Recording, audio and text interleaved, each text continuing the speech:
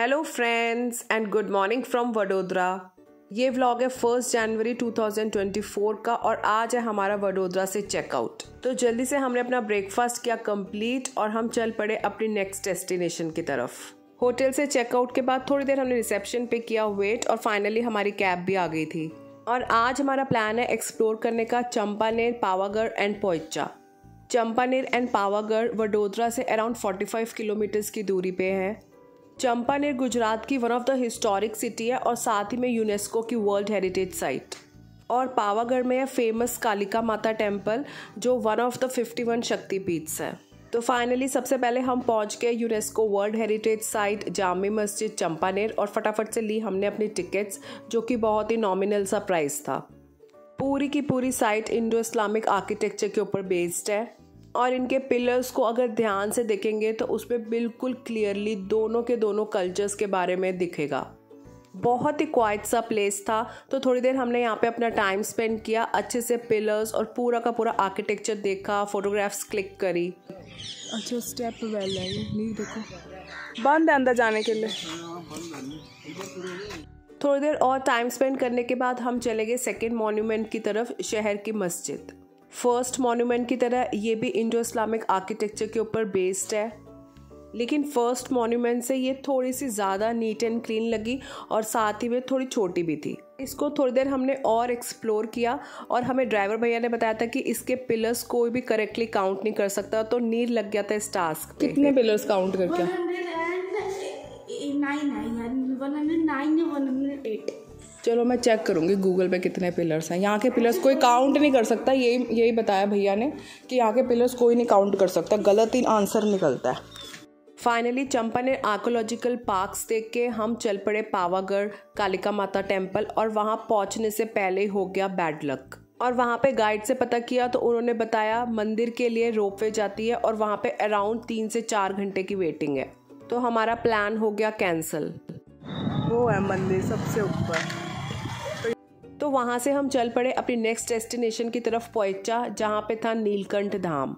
यहाँ पे है बहुत ही ब्यूटीफुल स्वामीनारायण टेम्पल और नीलकंठ धाम सिचुएटेड है नर्मदा नदी के पास। यहाँ एंटर करते ही ऐसे लगा जैसे कि हम किसी हेवन में आ गए हैं। पूरा का पूरा नीलकंठ धाम बहुत ही ब्यूटीफुली कंस्ट्रक्टेड है और चारों तरफ सिर्फ मंत्र जाप चल रहे थे। ये वडोदरा से अराउंड 60 किलोमीटर्स दूर है और स्टैचू ऑफ यूनिटी से 45 किलोमीटर्स। एंट्री लेके थोड़ी देर तक तो हम नीलकंठ धाम को बस देखते ही रहे और जब होश आया तो हमें लग गई थी बहुत तेज भूख और सामने ही हमें दिख गया था फूड कोर्ट नीलकंठ प्रसादम। स्नैक्स करे फिनिश और देखते ही देखते वहाँ पे स्टार्ट हो गई थी भगवान जी की यात्रा।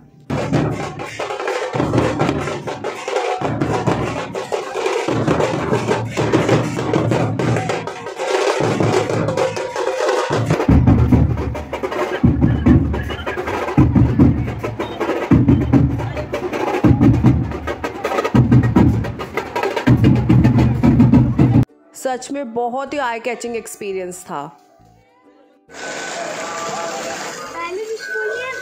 अपने विश मांग के और डाल दो, जेन्युइन विश मांगना। हाँ चलो हाथ जोड़ दो। कॉइन्स है सारे कॉइन्स है अंदर। सच में सब कुछ बहुत ही ज़्यादा खूबसूरत ब्यूटीफुल था, लेकिन एक विश मांग के नीर का पेट नहीं भरा। क्या एक और विश मांगने गया है? वो ऐसे नहीं होता सर, आपको क्या लग रहा है ये वो है? सिक्का डालो विश मिल जाएगी, जेन्युइन विश पूरी होती है। हाँ बोलो। नहीं बता नहीं होती। मंदिर के दर्शन के लिए बस हम निकल ही रहे थे तो हमने देखा सरोवर में एक और यात्रा स्टार्ट हो गई थी विष्णु भगवान जी की। सब कुछ इतना सुंदर लग रहा था, इतना ब्यूटीफुल, और वहाँ पे वेदर भी एकदम प्लेजेंट था। तो बस हम थोड़ी देर खड़े रहे और पूरी यात्रा आराम से देखी और चारों तरफ सब कुछ इतना ज़्यादा पॉजिटिव था, हर तरफ मंत्र जाप, चैंटिंग, प्रेयर्स।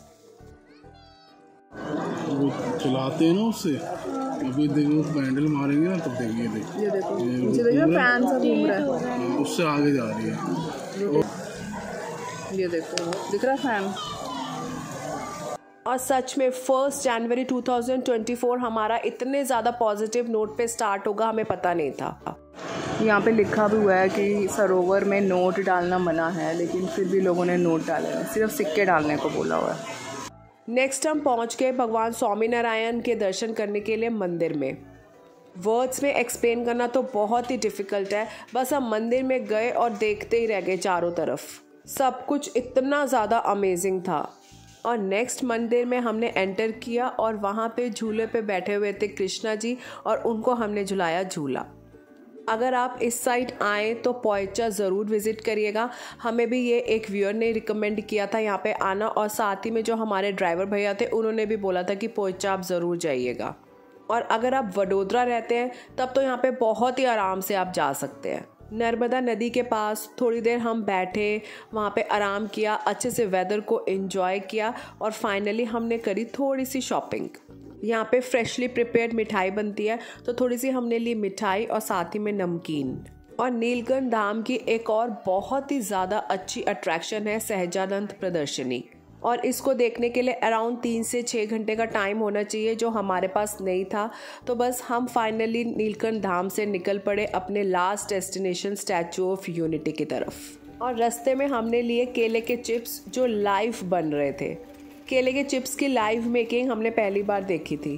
डिफरेंट फ्लेवर्स वाले केले के चिप्स हमने पैक करवाए और हम चल पड़े स्टैचू ऑफ यूनिटी की तरफ, जहाँ पे था हमारा आज रात का स्टे और कल रात का भी। 1 से सवा घंटा लगा हमें पहुंचने में स्टैचू ऑफ यूनिटी, और हमने किया चेक इन अपने होटल में।